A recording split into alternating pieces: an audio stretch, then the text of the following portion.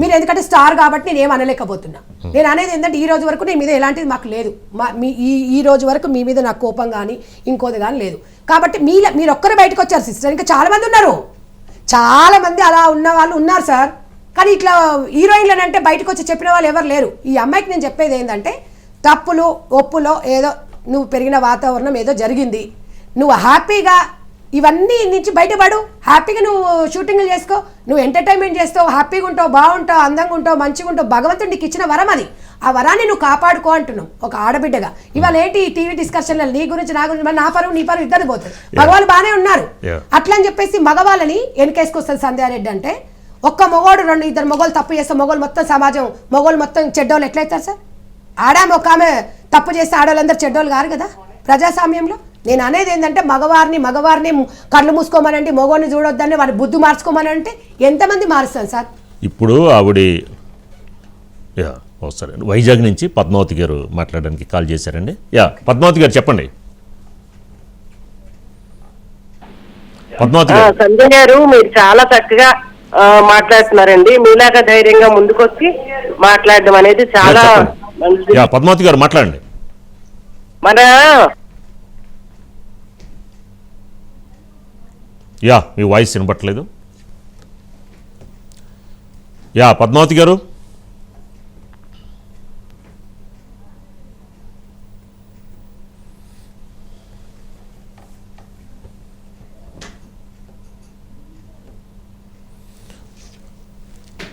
పద్మావతి గారు మీరు మాట్లాడండి, మీ వాయిస్ రావట్లేదు. సంజయ్ గారు హలో. ఆవిడ వాయిస్ మనకి వినపట్లేదు. హలో పద్మావతి గారు చెప్పండి. సంజయ్ రెడ్డి గారు ఉన్నారు. చాలా చక్కగా ధైర్యంగా మాట్లాడుతున్నారు. దీన్ని వదిలేకండి, ఇంతటితో సమాజంలో ఇలాంటి చీడ పురుగులు ఉన్నాయి, వాటిని తుడిచిపెట్టాలి.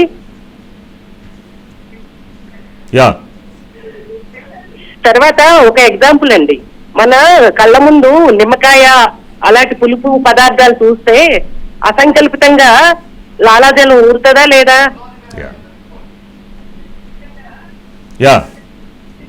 అలాగే ఇలా బట్టలు ఇప్పుకొని తిరిగితే మరి కుర్రకారంతా వాళ్ళు వెంటపడి ఇదవుతారా కాదా?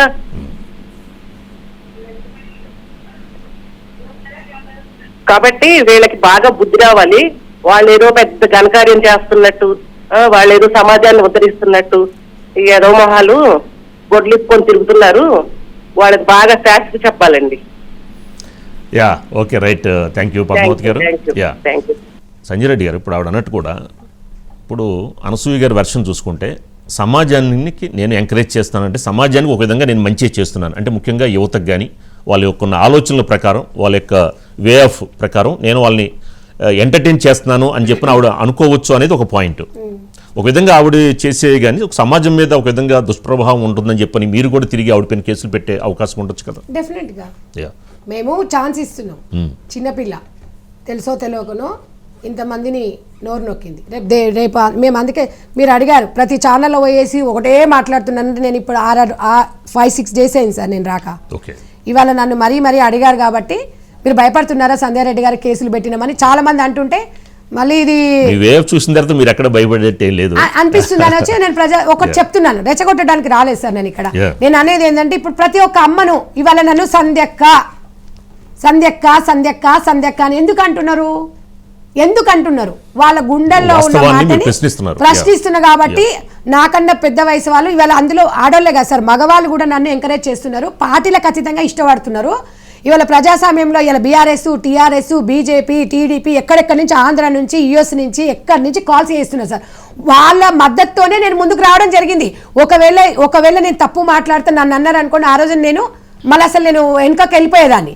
కానీ నన్ను ఇంట్లో ఉన్నా కూడా కాల్స్ చేసి అమ్మ మీలాగా మాట్లాడాలి, మీకేమన్నా జరిగితే మా బాధ్యత అంటారు. జరిగేది ఏముండదు సార్ ఇక్కడ.